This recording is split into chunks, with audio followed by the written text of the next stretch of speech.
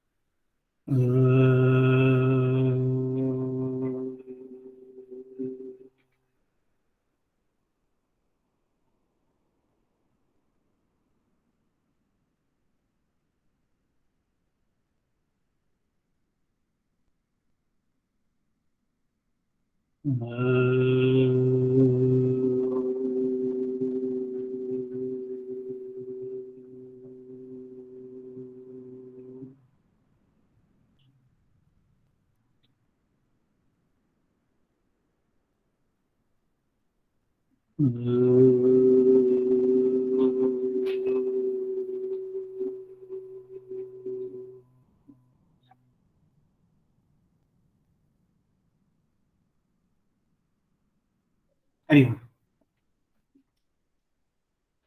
Screen present हो गई है, सबको दिख रही है? कोई प्रॉब्लम? No sir. ओके, तो पहले वाला जो अभी 3 दिन हुआ है, पहले 3 बार, तो उसको कोई रिवाइज करेगा?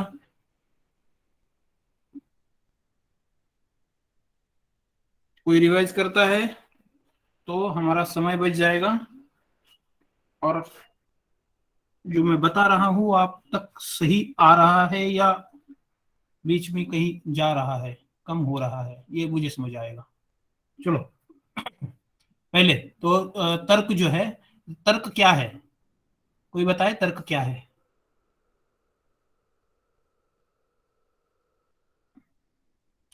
दो चीजें हम देखते हैं, उससे अनुमान लगाते हैं। मतलब एक चीज अगर देखते हैं और दूसरी संबंधी हमें जानकारी होती है, तो भी हम तीसरा या दूसरा अनुमान लगाते हैं। उसको हम, उसकी जो प्रोसेस है वो तर्क है। तो ये व्याख्या तो नहीं आने वाली आपको, लेकिन आपको मालूम होना चाहिए कि एक व्याप्त होता है, एक व्यापक होता है।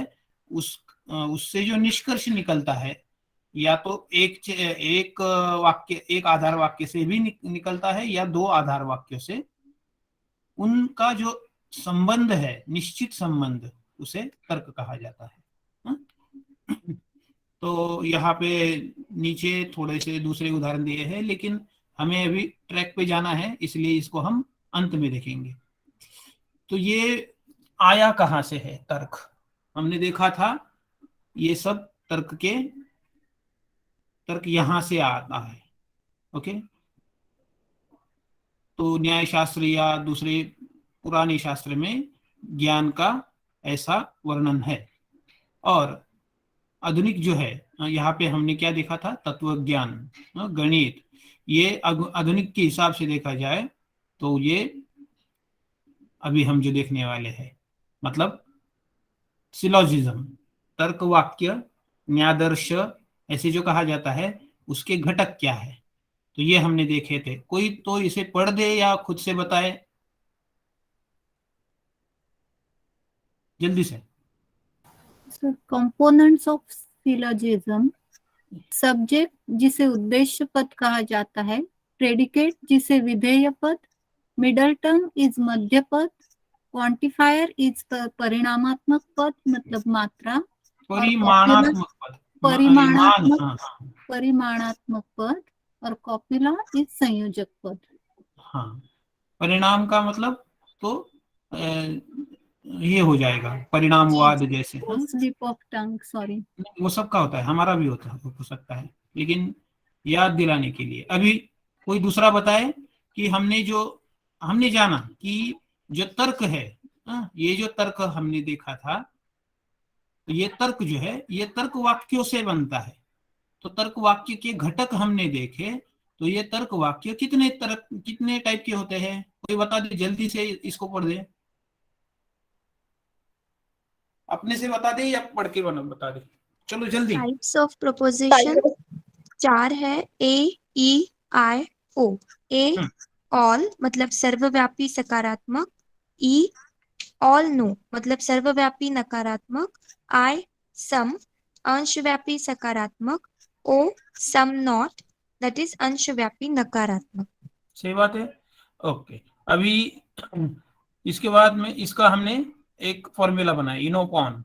तो ये आगे चलकर हमें जब कभी जंबल हो तो ये याद रखना है।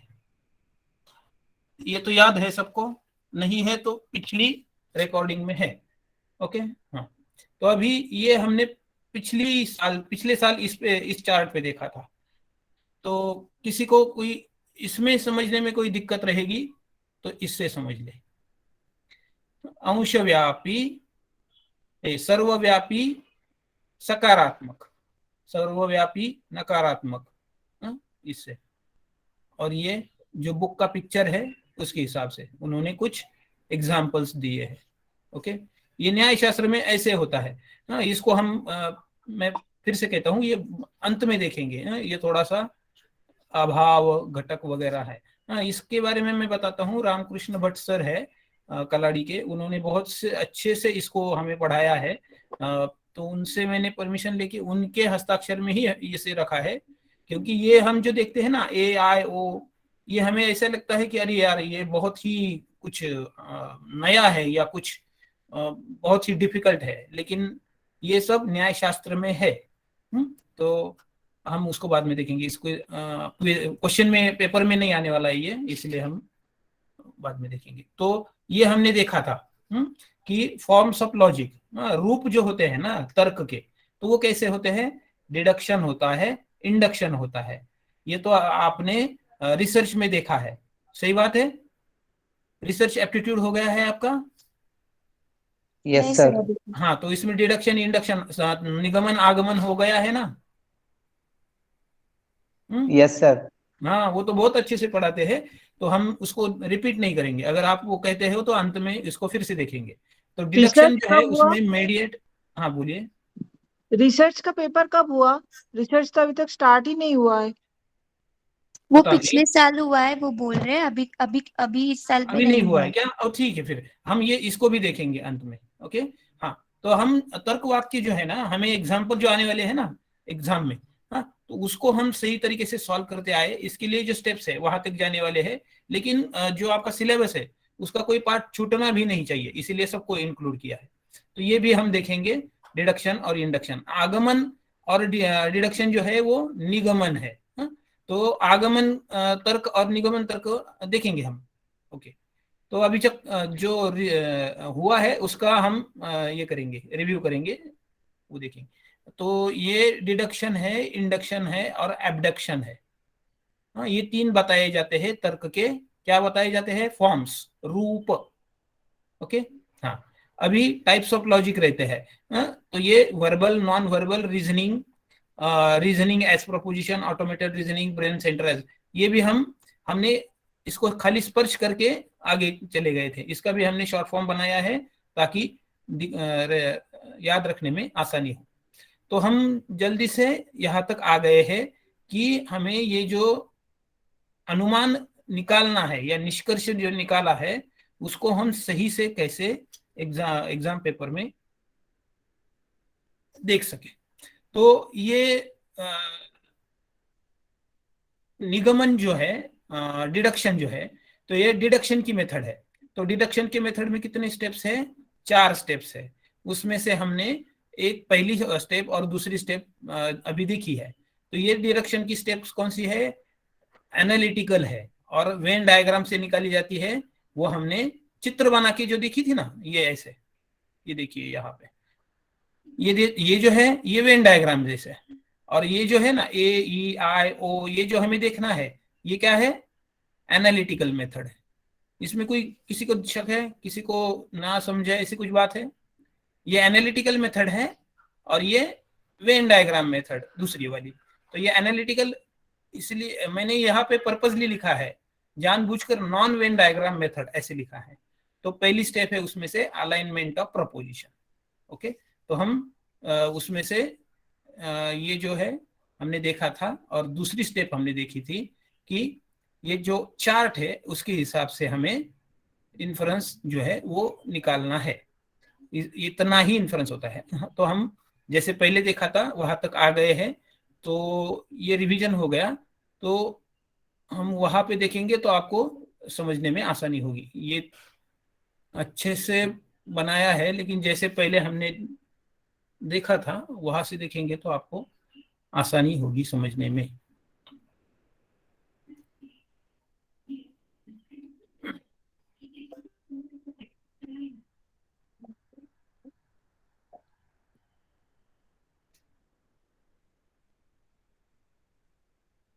चलो चलो, यहाँ पे अभी सबको ये तो क्लियर है कि वाक्य जो है, वाक्य के घटक कौन से होते हैं। चलो बता दे कोई, फिर से हम वही देखेंगे और थर्ड स्टेप और फोर्थ स्टेप आज कंप्लीट करने वाले हैं। उसके बाद में स्क्वायर ऑफ अपोजिशन देखना है। वाक्य के तर्क जो है वो वाक्यों से बनता है। तो तर्क के वाक्य में घटक क्या होते हैं? Subject, predicate, middle term, quantifier और कोप्युला। इसको क्या बोलते हैं? सब्जेक्ट को उद्देश्य पद, विधेय पद, मध्य पद, परिमाणात्मक पद और ये संयोजक पद। ठीक है, ये सबको क्लियर है? जी हरिओम सर। कोई तो बता दे। चलो, हाँ तो आगे है कि ये जो वाक्य बनाते हैं, इससे जो वाक्य बनते हैं, तो ये कितने टाइप के होते हैं? 4। कौन से टाइप है वो? AEIO। ओके। अभी ये वाक्य जो बनते हैं, ये वाक्य ये क्यों पढ़ रहे हैं हम? क्योंकि तर्क के ये घटक है, तर्क वाक्यों के, ये तर्क वाक्यों के प्रकार है। अभी ये तर्क वाक्यों के जो प्रकार है, इसको ये ऐसे दिए होते हैं ना, ये देखिए स्टेटमेंट यहाँ पे दिए है स्टेटमेंट। इसमें हमें क्या देखना है? तर्क, ये जो पद है, ये पद, इसमें से सब्जेक्ट कौन सा है, इसमें से मिडिल टर्म कौन सी है, इसमें से प्रेडिकेट कौन सा है, क्वांटिफायर कौन सा है, कोप्युला कौन सा है, ये पद हमें यहाँ पे ढूंढते आने चाहिए। ये हमने देखा है पहले। ये वाक्य जो है, इसको इस टाइप में बिठाते आना चाहिए। अभी स्टेप पहली आ गई कि हमें डिडक्शन निकालना है। निष्कर्ष जो निकालना है उसको हमें स्टेप्स में दिखाया, बताया है उन्होंने। तो पहली स्टेप्स क्या है? Alignment of preposition. तो अलाइनमेंट ऑफ प्रपोजिशन मतलब जो वाक्य जो है ना, ये ठीक तरीके से बनना चाहिए। तो ये वाक्य ठीक तरीके से बनने के लिए उन्होंने हमें जो बताया था कि ये इस टाइप से होना चाहिए, और उसमें IAE ऐसे जो रूल है, इसके हिसाब से हम चेंज भी कर सकते हैं।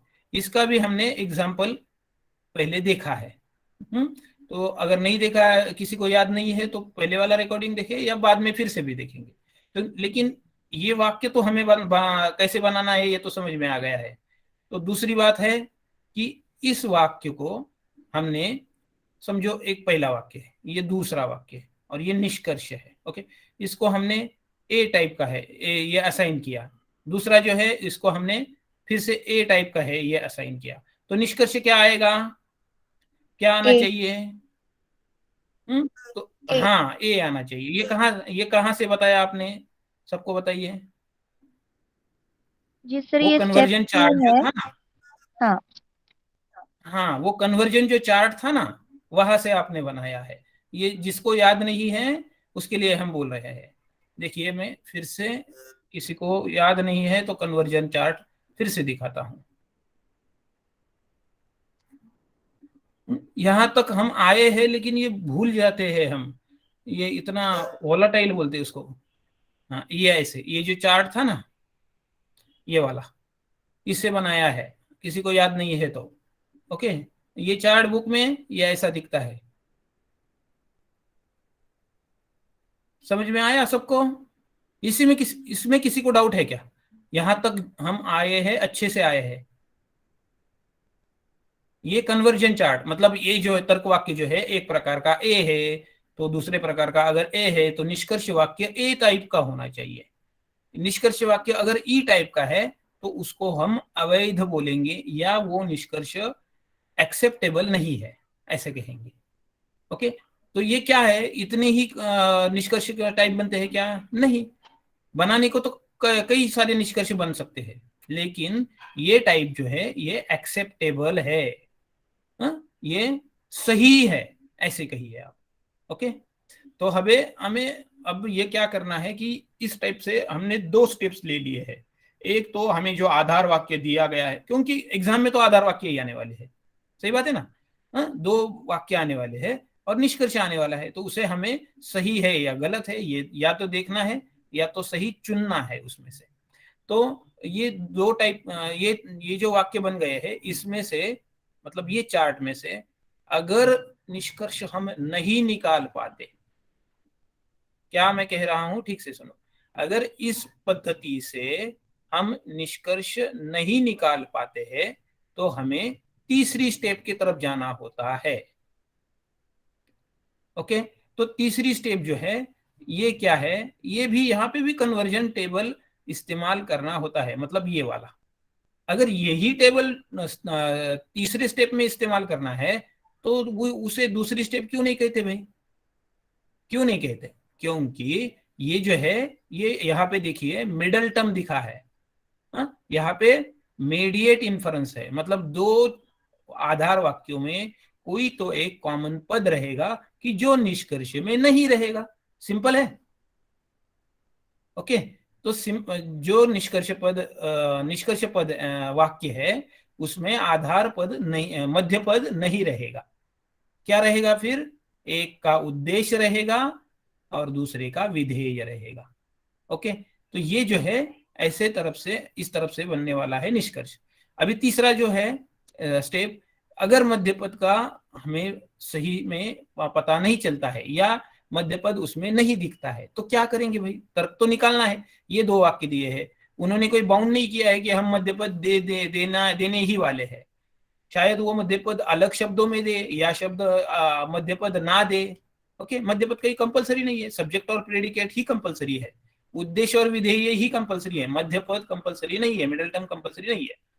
तो क्या होगा, तो देखना है अभी ये कि उसमें ये तीनों रूल सबसे प्रधान माने जाते हैं। मतलब ये तीनों रूल हमें फॉलो करके अनंतरानुमान मतलब इमीडिएट इन्फरेंस निकालना है। अभी देखिए कि नो चेंज, ये चार्ज नहीं है, नो चेंज है ये, no change in place of subject and predicate. मतलब क्या कि ये जो हमने वाक्य देखा था पहले वाला दूसरा वाला, तो उसमें हमने एक प्रपोजिशन बनाया था, तर्क के लिए सुसंगत वाक्य बनाया था, तो उसमें सब्जेक्ट और प्रेडिकेट जो है उसका स्थानांतरण नहीं कर सकते हैं हम, वो वही के वही रहने वाले हैं। कल हमने लास्ट टाइम हमने एग्जाम्पल भी देखा था, तो फिर से देखेंगे वो भी। दूसरी बात ये है कि क्वालिटी मतलब उसमें गुणात्मक जो बदल है वो ए और ई में क्वालिटी चेंजेस नॉट पॉसिबल। तो ये हम एग्जाम्पल से भी देखेंगे। तो खाली ये पढ़ लेते हैं पहले तीसरा वाला। ऑक्यूपेंसी मतलब जो व्याप्यता है ना, ये चेंज हो सकती है इन्फरेंस स्टेटमेंट में, मतलब निष्कर्ष में।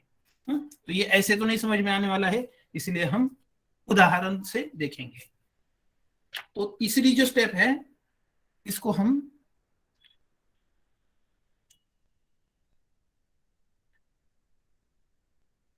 उदाहरण से देखेंगे।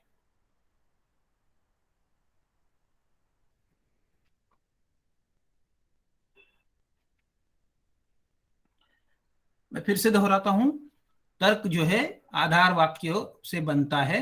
आधार वाक्यों में ये घटक होते हैं, आधार वाक्य ये 4 प्रकार के होते हैं और उसको तर्क के लिए सुसंगत बनाया जाता है। पहले स्टेप में जो चार्ट दिया है उससे उसका निष्कर्ष निकाला जाता है, उससे भी निष्कर्ष निकालते नहीं आता है तो तीसरी स्टेप ली जाती है, इसको हम अनंतरानुमान या इमीडिएट इन्फरेंस के लिए प्रयत्न ऐसा कहते हैं।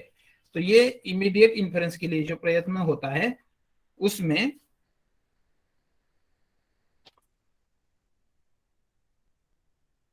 तीन चीजें हमने करनी होती है कि सब्जेक्ट और प्रेडिकेट का स्थान नहीं बदलना है और जो गुणात्मक परिणाम है तो वो हम देखने वाले हैं।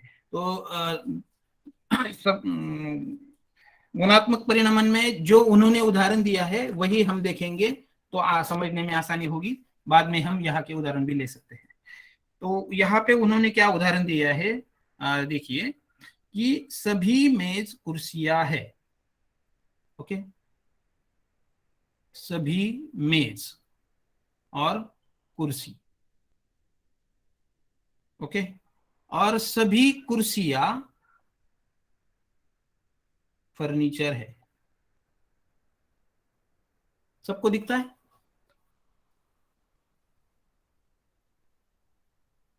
हरिओम। तो निष्कर्ष यहां पे है कि कुछ कुर्सियां, मतलब ये कुर्सियां, कुछ कुर्सियां जो है वो मेज है। मतलब कुछ, कुछ को हम, ये यहाँ पे सभी है ना, इसको तो हमने गोल नहीं किया है, हाँ, कुछ वाले को हम गोल करेंगे, ओके। कुछ फर्नीचर,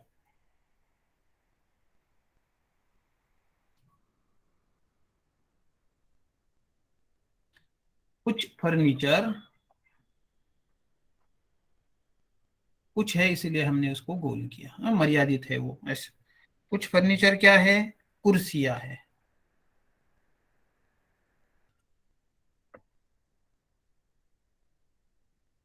हम थोड़ा सा नीचे ले लेंगे तो आसानी से हमें लिखते आएगा।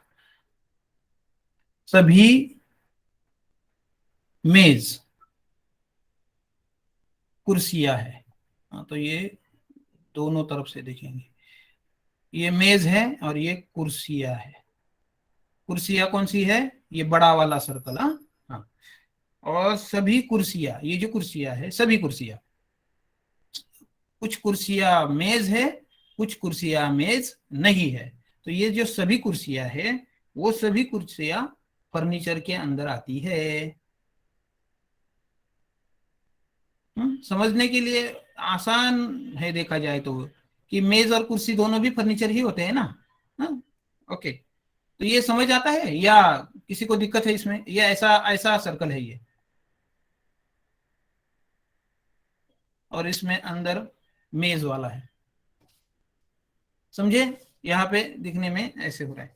तो ये निष्कर्ष क्या निकालेंगे? ये उन्होंने दिया हुआ आधार वाक्य है, ऐसे आपको वेन डायग्राम बनाना है।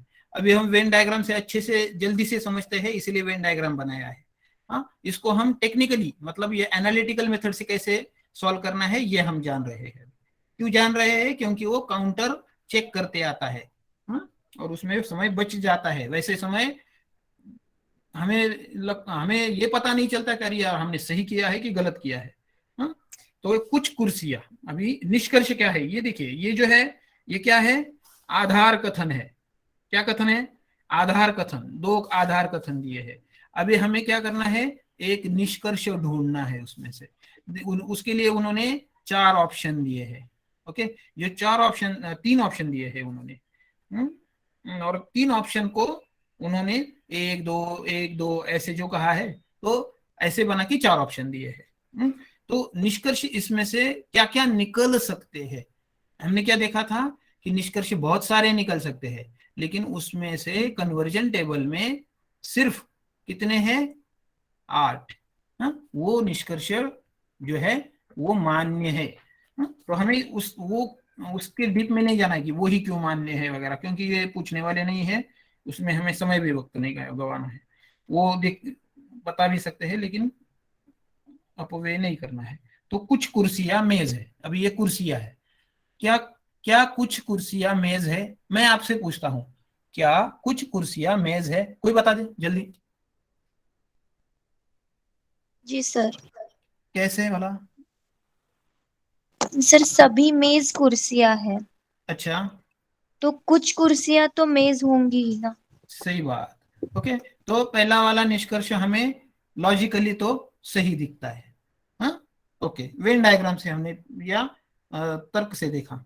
अभी कुछ फर्नीचर जो है, कुछ फर्नीचर कुर्सियां है, कुछ फर्नीचर कुर्सियां है क्या? कोई बता दे। जी सर। जी सर। जी सर। ओके, तो दूसरा भी हमें अर्थवाद, हाँ, हमने हर अर्थवाद से या वेन डायग्राम से देखा है। अभी सब ये क्या बताते हैं? तीसरा कि सभी मेज फर्नीचर है, सभी मेज फर्नीचर है, सही है। जी सर। कोई है ऐसा इसमें कि जो इससे सहमत नहीं है?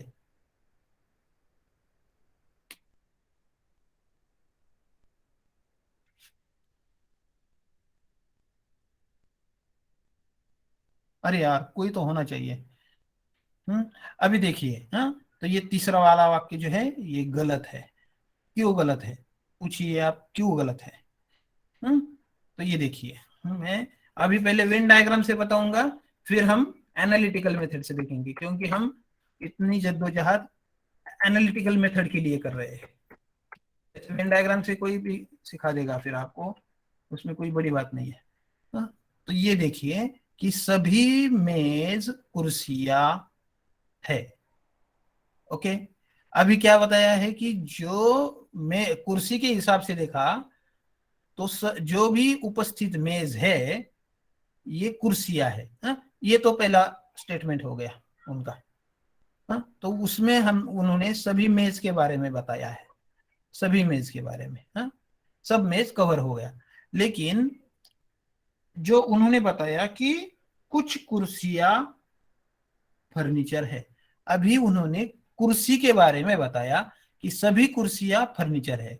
उन्होंने ऐसा बताया है कि ये मेज वाली कुर्सियां है, ना मेज वाली कुर्सियां है, या और कुर्सियां है। किन कुर्सियों के बारे में बताते हैं ऐसा तो नहीं कहा है उन्होंने। क्या मैं बोल रहा हूं आपको समझ रहा है? या कलर कलर से बताऊं? कलर कलर करके बताता हूं। देखिए, एक देखिए, ये देखिए, ये जो मेज है इसको हम हॉरिजॉन्टल करें, लिखेंगे।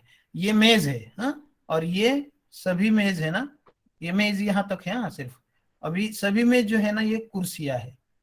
ओके, ये तो हो गया। अभी कुर्सियां कितनी है? मेज होने वाली कुर्सियां, ना मेज होने वाली कुर्सियां, और भी कुर्सियां हो सकती है कि जिसके बारे में इस स्टेटमेंट में नहीं बताया गया है। क्या हो सकती है? हरिओम। Yes yes. हो सकती है ना। हाँ, तो ये कुर्सियां जो है, अभी दूसरा स्टेटमेंट देखिए कि सभी कुर्सियां फर्नीचर है। हम कुर्सी के नीचे कुर्सी निकालेंगे तो समझ में आए। ये कुर्सियां जो है ना ये सभी कुर्सियां है। हाँ, और कुछ ऐसे भी फर्नीचर है कि जो कुर्सियां नहीं है। ये देखिए, अब समझ में आया? तो अभी ये यहाँ की भी कुर्सियां आ गई, जो मेज है। ये ऐसी भी कुर्सियां आ गई जिसके बारे में पहले बताया है। इसके बारे में क्या हो, इसके बारे में यहाँ पे नहीं बताया गया है, तो ये कुर्सियां भी इसमें आ सकती है। ऐसे नहीं बताया गया कि ऊपर वाली कुर्सी ही लेना है, और भी हो सकती है। तो इसके लिए जो फर्नीचर है, सभी मेज जो है, सभी मेज फर्नीचर है। तो यहाँ पे जो मेज है कि जो कुर्सी नहीं है, ये देखिए यहाँ पे ऐसे मेज है कुछ कि ये कुर्सी नहीं है। यहाँ पे चलो ऐसे यहाँ पे निकाल, हाँ ये मेज है। तो ये जो मेज है यहाँ पे बताया था कि सभी मेज, तो यहाँ पे ऐसे जो मेज है कि वो कुर्सी नहीं है, इसके बारे में बताया गया है। इसकी वजह से ये तीसरा वाक्य गलत है। तो इसीलिए उन्होंने ये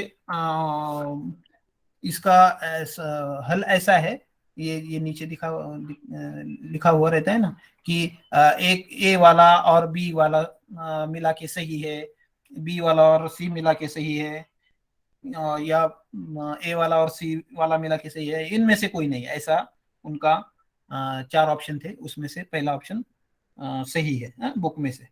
तो अभी हम एनालिटिकल हिसाब से देखेंगे ना, तो ये क्या हो गया कि सभी सभी वाला पहला जो आधार वाक्य था, आधार कथन, ये वाला था ए वाला। दूसरा आधार कथन जो है ये भी ए वाला था। सही बात है? जी सर।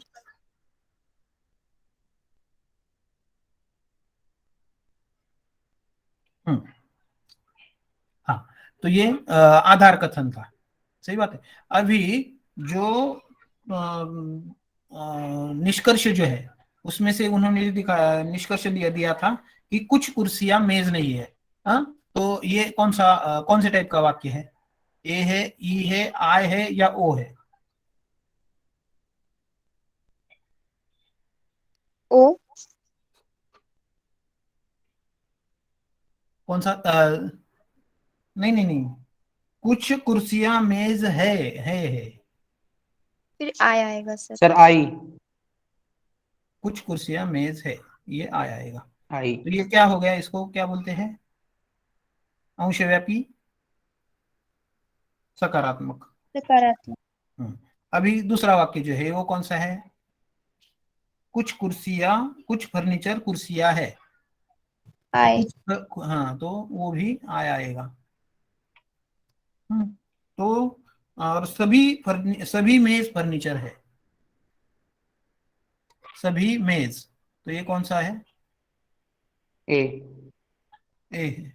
तो यहाँ पे ऑप्शन क्या है देखिए, और ऑप्शन ये ऐसा है कि या तो ये वाला सही है और ये वाला सही है। अभी ये हमने आधार कथन देखे थे, तो ये वाला और ये वाला सही हो सकता है। कन्वर्जन चार्ट देखे तो क्या होता है, ये दोनों सही हो सकते हैं क्या? ए का मतलब क्या है, निष्कर्ष कौन सा होना चाहिए? ए। तो ये तो नहीं हो सकेंगे। सही है या गलत है? कोई तो बता दे यार, यह पाले नहीं पड़ रहा है। सर निष्कर्ष, ज्यादा सर अच्छे समझ में नहीं हाँ आ आधार रहा है। कथन उसके हिसाब ये से ए देखिए, ये आंसर होना आधार चाहिए। कथन है, ये आधार कथन है। एक मिनट, हम फिर से वो चार्ट दिखाएंगे।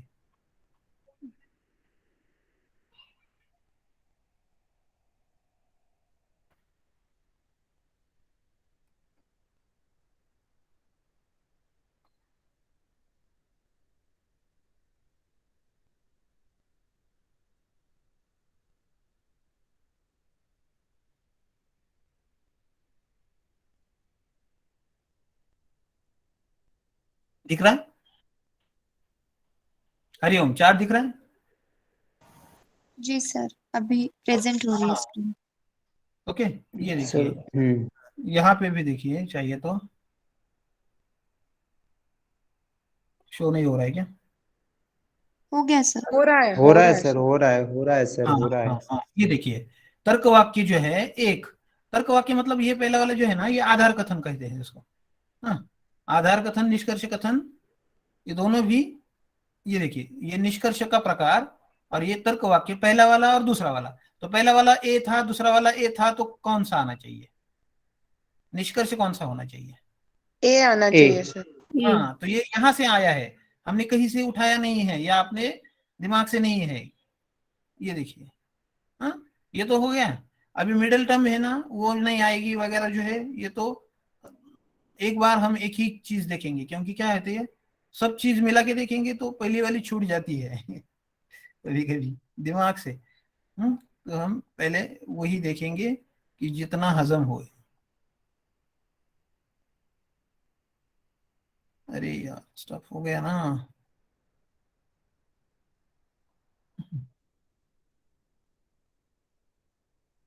जल्दी जल्दी करेंगे ना तो वो।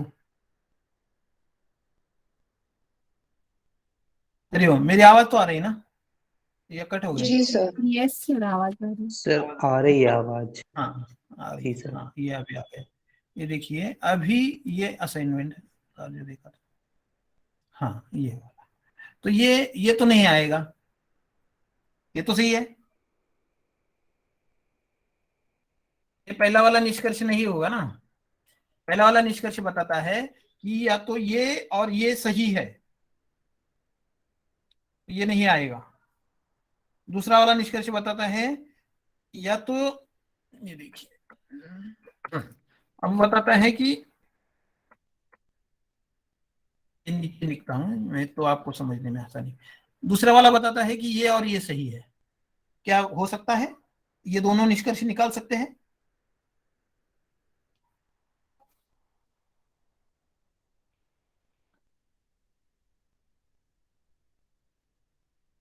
हरिओम।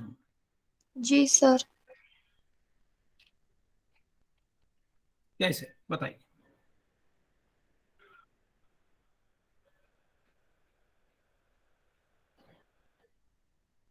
सर वो सेकंड निष्कर्ष का बताया था कि कुछ फर्नीचर कुर्सियां है। तो थोड़ा ये तो सा, बराबर है। हाँ थोड़ा सा गलती मेरे तरफ से हो गई है। ये देखिए, हाँ ये थोड़ा सा मैं ये, ये हमने जो वेन डायग्राम से निकाला है इसकी वजह से ये गलती हो गई है।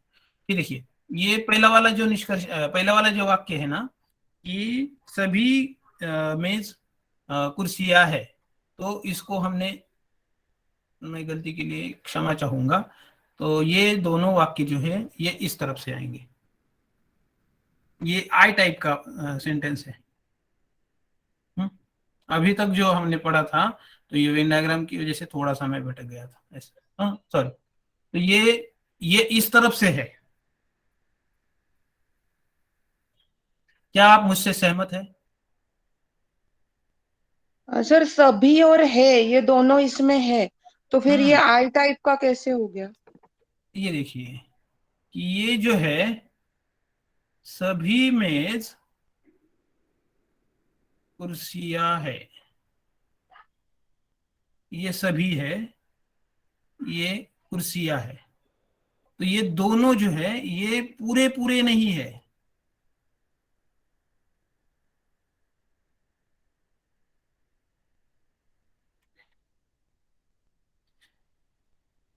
सभी मेज सभी कुर्सियां नहीं है।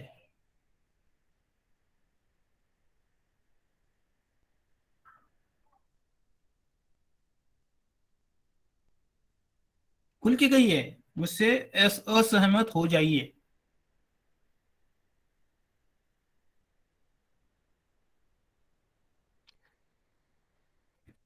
चलो मैं आज जो थोड़ा सा मैं आपके लिए ट्रिकी बनाता हूँ, कल हम यही फिर से देखेंगे। मैं जो बुक में जो है उसका पिक्चर जो है मैं आपको ग्रुप पे शेयर करता हूँ अंत में। तो मुझे बताइए कि मैंने सही बताया था पहले वाला, या तो मैं पहले भटका रहा था या अभी भटका रहा हूँ। क्योंकि एग्जाम में जो है वो आपको कोई आके बताने वाला नहीं है कि आप सही हो या आप गलत हो। यहाँ पे हमें की आंसर की है, इसीलिए हम समझते हैं कि अरे यार ये सही है ये गलत है। ओके, कंफ्यूजन हो गया ना सबको? या जैसे हम जा रहे हैं वैसे ही जाना है, ऐसे नहीं है? फिर से देखिए, तो मैं थोड़ा सा ये ये करता हूँ, थोड़ा सा आपको दिमाग का दही। कल फिर से हम देखेंगे ये वाला।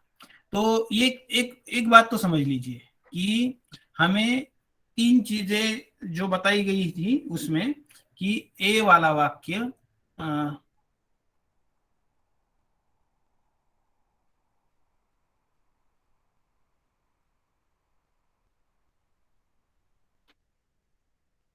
अरे यार, हाँ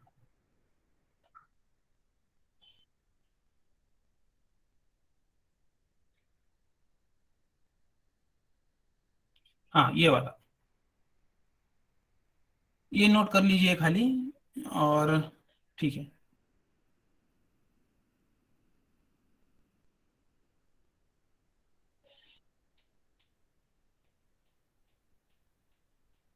हरिओम। हाँ, ये जो है ये तीन चीजें हमें देखनी है, क्योंकि इसी से तीसरा और चौथा स्टेप निकलने वाला है। चौथा स्टेप जो है मैं बता रहा हूं खाली, लेकिन इसी में आपको प्रॉब्लम आ सकती है समझने में। हाँ, पहला दूसरा जो है ये अभी तीसरा देखेंगे, इसलिए उसमें दिमाग थोड़ा सा चलाएंगे ना, तो पहला दूसरा आपको सही, अरे यार ये तो आसान है ऐसे लगेगा।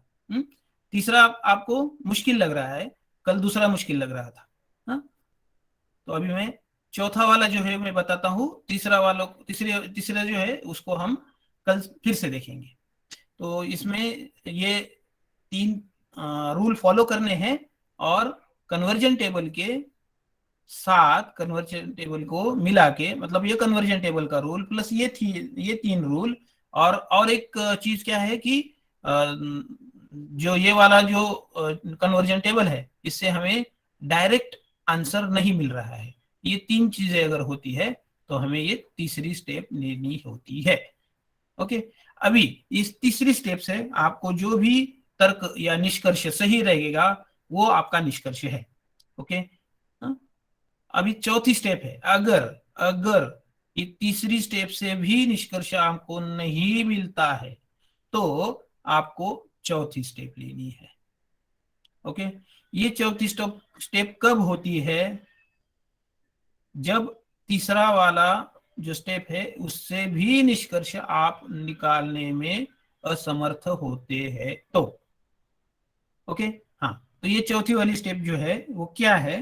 तो ये वो जो है ये युग्म है। ये क्या बताते हैं कि अगर ये दोनों जो निष्कर्ष होते हैं, मतलब निष्कर्ष क्या है, कितने होते हैं? बहुत सारे। उसमें से अगर ये दोनों निष्कर्ष है तो ये दोनों सही नहीं हो सकते। एक बार या तो ये सही होता है या तो वो सही होता है, या तो ये सही होता है या तो वो सही होता है, या तो I वाला या तो E वाला। Both propositions cannot be true inferences in these complementary pair।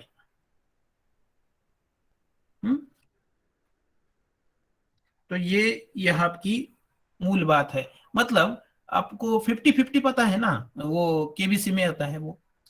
हाँ, तो अगर आपको ये आपने यहाँ पे वाक्य लिया, कहाँ पे आ गया ये स्टेप फर्स्ट, हाँ ये स्टेप फर्स्ट किया कि आपने एक तर्क वाक्य जो है वो बनाया, पहला वाला वाक्य, दूसरा वाला वाक्य, और उसके बाद में आपने तर्क वाक्य में AEIO ये जो है ये फाइंड किया, ये वाला जैसे। ऐसे फाइंड करने के बाद में अभी निष्कर्ष जो है, आपको निष्कर्ष देखना है कि निष्कर्ष कौन सा सही है।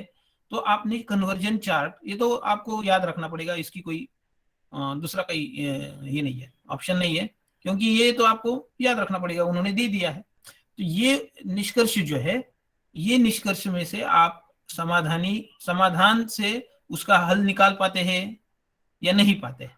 अगर इससे निकाल पाते हैं तो आपका आंसर तो आ गया है। अगर इससे आप समाधान कारक, आपको जो निष्कर्ष है ये नहीं मिलता है तो आपको तीसरी स्टेप लेनी है, और तीसरी स्टेप लेने के लिए कन्वर्जन चार्ट वही इस्तेमाल करना है, लेकिन ये चीजें हमें उसमें देखनी है कि ये चीजें तीनों होनी चाहिए। ये तीनों चीजें जो है ये क्या होती है, ये मैं यहाँ पे पेन नहीं चलता है, इसके लिए मैं फिर से PDF में दिखाता हूँ। ये तीनों चीजें क्या है, और चौथी स्टेप मैंने आज इंट्रोड्यूस की है कि ये जो कॉम्प्लीमेंट्री पेयर्स होते हैं, तो इससे अगर आपको लगता है कि ये तो मिल नहीं रहा है और बहुत सारे ऑप्शंस है, निष्कर्ष जो है, तो निष्कर्ष में से सही निष्कर्ष हम देखना है। अभी यहाँ पे भी आपको कंफ्यूजन है, यार ये है या वो है, ये है या वो है।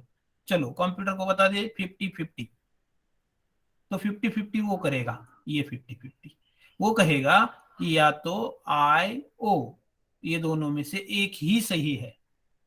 अगर आपके सामने I वाला निष्कर्ष है, अब आपके सामने O वाला है, तो उसमें से कौन सा तो एक सही है, ये आपको बता देगा। दोनों सही नहीं हो सकते। ओके, तो ये इस तरफ से ये है। तो ये युग्म कैसे होते हैं, तो ये आप देख लीजिए, इसमें कुछ बड़ी बात नहीं है कि I टाइप का वाक्य क्या होता है, कुछ है, कुछ बालक बुद्धिमान है। O टाइप का वाक्य क्या होता है? हरिओम, कोई तो बता दे, ये सही लिखा है या गलत लिखा है? कुछ सही है बालक सर। बुद्धिमान, सर सही है वो। सही है ना? हाँ, तो ये जी सर। हाँ, ये देखिए क्या बताते हैं संपूरक युग्म, कॉम्प्लीमेंट्री पेयर्स क्या बताते हैं, कुछ बालक बुद्धिमान है और कुछ बालक बुद्धिमान नहीं है। ये एक साथ दोनों सही नहीं हो सकते हैं, या तो ऊपर वाला सही है या तो नीचे वाला सही है। लॉजिक सही लग रहा है आपको? जी सर। क्या हो सकता है कि कुछ बालक बुद्धिमान है और कुछ बालक बुद्धिमान नहीं है? ये दोनों भी सही हो सकते हैं,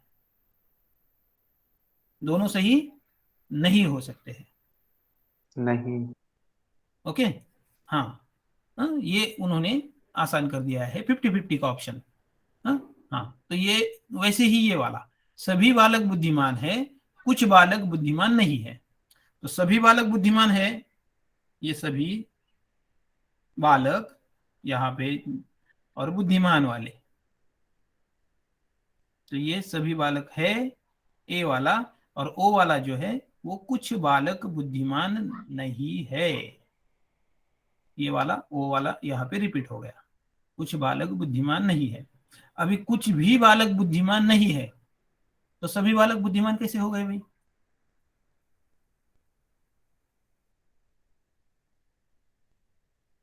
हो सकता है क्या? ये दोनों तो कंप्लीटली अपोजिट है, कंप्लीटली अपोजिट है। लेकिन ये थोड़ा अंशतः हो सकता है कि दोनों बाय चांस, जो कुछ बालक पहले किसके बारे में बोल रहे थे वो बुद्धिमान है, और कुछ बालक बुद्धिमान नहीं है, ऐसे दूसरे किसी के बालक के बोल रहे, बालक के बारे में बोल रहे थे। बाय चांस हो सकता है, लेकिन निष्कर्ष में नहीं हो सकता है। ये तो कंप्लीटली अपोजिट है, ए और ओ वाला। अभी आय वाला, कुछ बालक बुद्धिमान है और कोई बालक बुद्धिमान नहीं है। अगर कोई बालक बुद्धिमान नहीं है तो कुछ बालक बुद्धिमान कैसे हो सकते हैं भाई? ये भी टोटली इम्पॉसिबल है। ऐसे क्यों होता है? कोई बालक बुद्धिमान नहीं है, ये दोनों दोनों अंशव्यापी सकारात्मक और नकारात्मक है, इसीलिए ये दोनों जो है ये एक दूसरे से टोटली अपोजिट है। तो अभी ये अपने दिमाग में ये दोनों पिक्चर जो है ये याद रखिए। ये वाला थोड़ी देर के लिए छोड़ दे, ए और ओ, आई और ई। कोई तो कंटिन्यूअसली बोले भला ए और ओ, आई और ई, तो मैं दूसरा चित्र निकालूंगा, वहां पे हमें यही दिखने वाला है, तो हमें कल का जो रह गया हो टॉपिक वो पूरा हो जाएगा। कोई तो बोल दीजिए सर, ए और सर, ओ। हाँ, ए और ओ, आई और ई, ये समझा मुझे, यस, पर अभी आई और बस, ओ में डाउट है। हाँ बताइए, हाँ ठीक है। अभी देखिए, ए और ओ, आई और ई, हमने क्या बोला था कंटिन्यूअसली आपको बोलने को? ये देखिए, ए और ओ, आई और ई। ये देखिए, ए और ओ, आई और ई हो गए कंप्लीटली अपोजिट। ये डायगोनल था, कल कल लास्ट टाइम जो अपना रह गया था ना वो। हाँ, अभी क्या आपका डाउट है बोलिए। सर, आई और ओ में कुछ बालक बुद्धिमान है, तो कुछ हम्म, बालक बुद्धिमान नहीं भी हो सकते ना, तो ये कैसे हो गया? ये आई और ओ में डाउट है मुझे। हाँ सही बात है, ये तो होने ही वाला है, क्योंकि ये क्या है, ये देखिए आई और ओ जो है ये क्या है, ये देखिए यहाँ पे क्या लिखा है सब, ये क्या लिखा है? Contradictory, contradictory. नहीं नहीं नहीं नहीं नहीं नहीं, ये देखिए फिर से, हाँ, आई और ई है और ए और ओ है, ये क्या है? कॉन्ट्राडिक्टरी, व्याघातक। हाँ, व्याघातक मराठी देखिए, ये हिंदी, हाँ देवनागरी, ये व्याघातक है। ए और ओ, आई और ई, ये तो कॉन्ट्राडिक्टरी है, लेकिन ये उपविपरीत है, उपविपरीत है। कौन? आई और ओ क्या है? सब कॉन्ट्ररी। क्या है? आई और ओ सब कॉन्ट्ररी है। कल आपने पूछा था किसी ने, ये अगर ए और ई अगर कॉन्ट्ररी है तो आई और ओ कॉन्ट्ररी क्यों नहीं है भाई? सब कॉन्ट्ररी क्यों है? याद है? आपने में से किसी ने पूछा था, तो ये सब क्यों कॉन्ट्ररी है? अगर वो रेफर करता है यही बालक, कुछ बालक बुद्धिमान है, इस इन्हीं बालक को रेफर करके हम निचले वाला वाक्य लेते हैं, तो ये कॉन्ट्ररी है। और अगर अलग बालक को रेफर करते हैं तो ये कॉन्ट्ररी नहीं है। ये मतलब क्या बोलते हैं, शर्त के साथ आता है, ये कॉन्ट्ररी शर्त के साथ आता है, इसलिए ये सब कॉन्ट्ररी है। और ये दोनों जो है, ये ए और ई जो है, without any restrictions, no limitations, इसलिए ये पूरा कॉन्ट्ररी है। ओके, जी सर। Got it? हाँ, तो यस अभी, सर। हाँ तो अभी ये तो समझ में आ गया आपके कि हमने निगमन जो है, चार चार हमें जो वाक्य दिया हुआ होता है उसे हमें इतना ही जान लीजिए। ये वाक्य पहले वाला जो है ना, ये तर्क वगैरह वगैरह वगैरह सब भूल जाइए। अभी आज के लिए इतना ही याद रखिए कि हमें चार तरह के जो वाक्य बोलते हैं उन्हें हमें अलाइनमेंट करना है। ये पहला स्टेप है।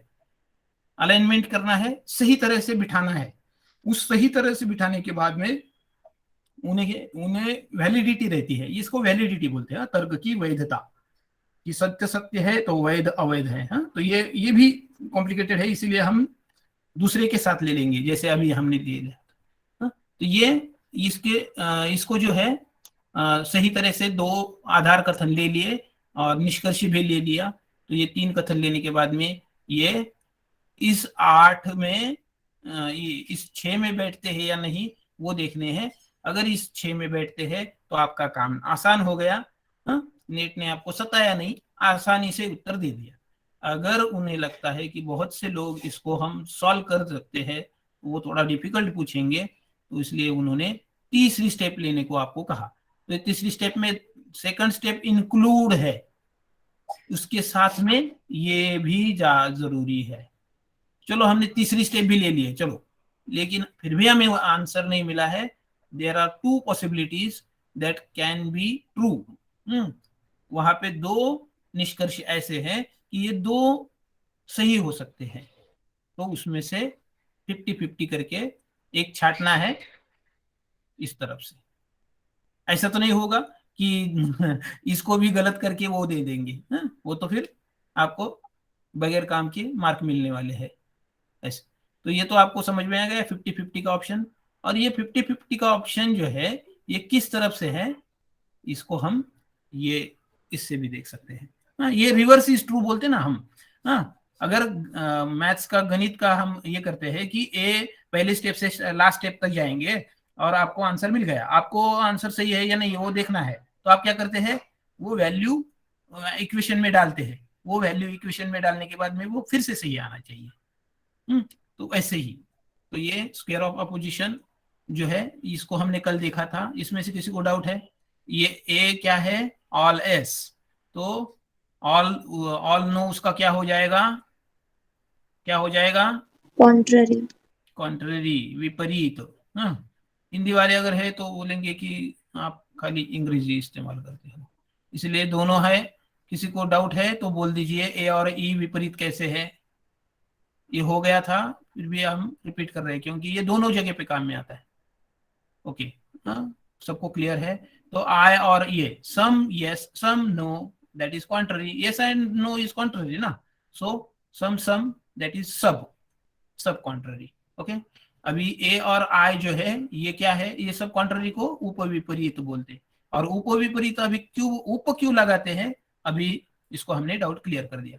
अभी ए और ए अधीनस्थ है, अधीनस्थ मतलब ये सब अल्टरनेंस यहाँ का नेम है उसका, आप उसको पार्ट समझ लीजिए, हिस्सा। आई ए का हिस्सा है, ओ ई का हिस्सा है। ओके सर आई ए का हिस्सा है ना? ये देखिए,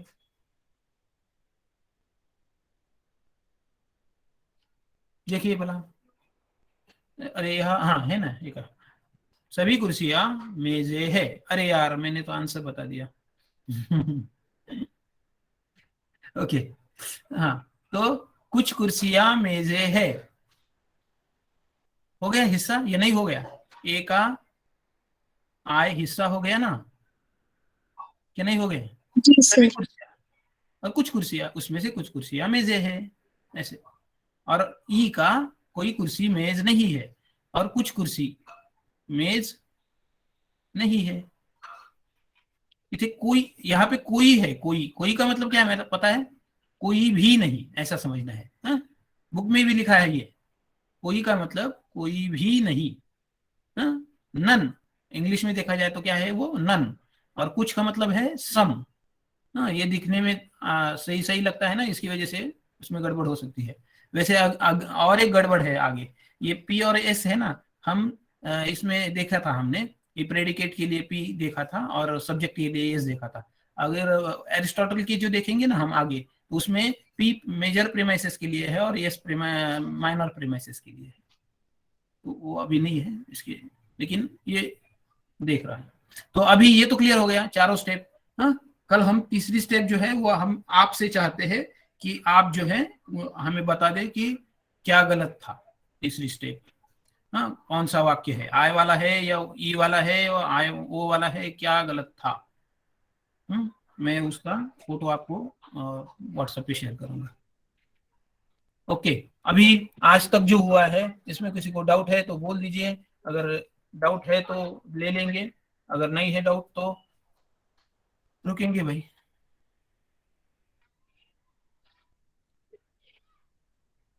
कंफ्यूजन होता है और कंफ्यूजन, बगैर कंफ्यूजन के कुछ नहीं होगा। थोड़ा कंफ्यूजन होना जरूरी है ताकि हम अपने आप से देखेंगे कि हमारा कंफ्यूजन क्यों हो रहा है और सॉल्व करेंगे। अगर हम कंफ्यूजन देखेंगे ही नहीं, आसान रास्ते से जाएंगे तो मुश्किलें जो आएगी तो हम कहेंगे चलो तुक्का लगाए।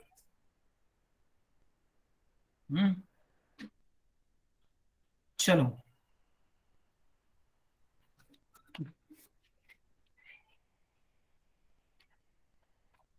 धीरे धीरे दिमाग में बैठ रहा है ऐसे हम आशा करेंगे।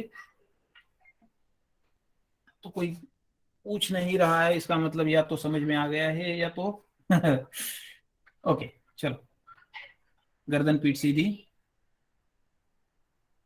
कल बताना है हमें, तीसरा वाला आप बताने वाले हो सब। गर्दन पीठ सीधी, आंखें हल्के से बंद, तीनों का।